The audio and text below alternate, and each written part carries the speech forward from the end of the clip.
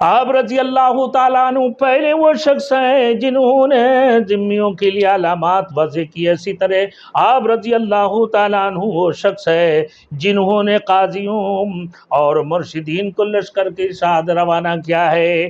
آپ رضی اللہ تعالیٰ عنہ سب سے پہلے شخص ہے جنہوں نے مکتوب شکل میں فیصلہ کیے۔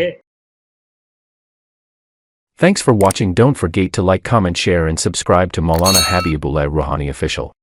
آپ وہ پہلے شخص ہے جنہوں نے اعلانیہ طور پر ہجرت کی ہے، سب سے اعلانیہ طور پر ہجرت کی، چپکے سے ہجرت نہیں کی، سب کو سنا کر ہجرت کی اور بیت اللہ میں آ کر نماز پڑھی۔ آپ رضی اللہ تعالیٰ عنہ پہلے شخص ہے جو امیر المؤمنین کی لقب سے ملقب ہوئے، امیر المؤمنین کی لقب سے ملقب فرمایا اللہ رب العزت نے۔ آپ رضی اللہ تعالیٰ عنہ پہلے شخص ہیں جنہوں نے ہجری تاریخ مقرر کی ہے۔ آپ رضی اللہ تعالیٰ عنہ وہ پہلے شخص ہے جنہوں نے لوگوں کو قیام رمضان کے لیے جمع کیا ہے۔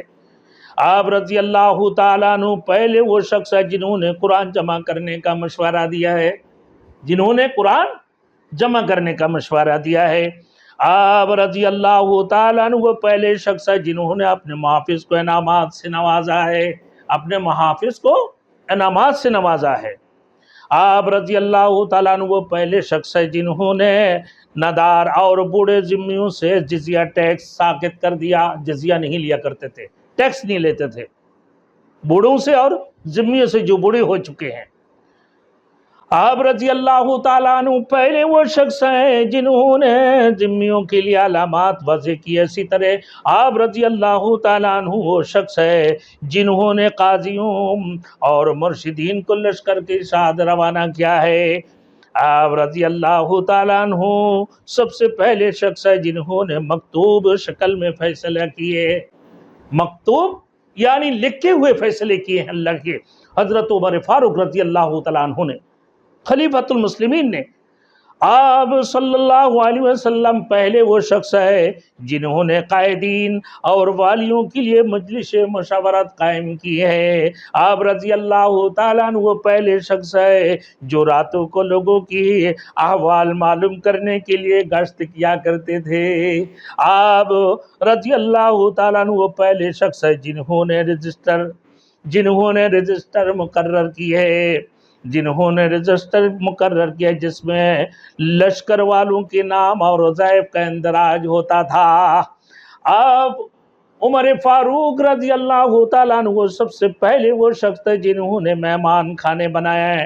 آپ رضی اللہ تعالیٰ عنہ اور کیا کیا تعریفیں ہیں میرے دوستوں، کیا کیا کہانیاں ہیں عمر فاروق رضی اللہ تعالیٰ عنہ کی بارے میں،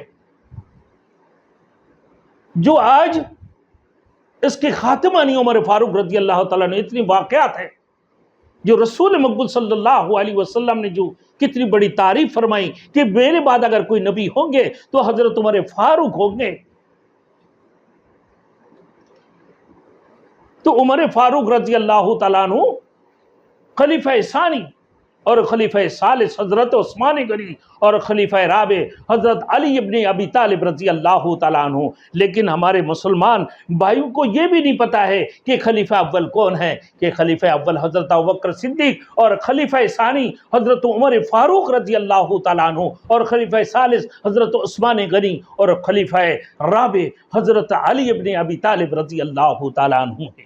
یہ خلیفۃ المسلمین کی چار مشہور خلیفہ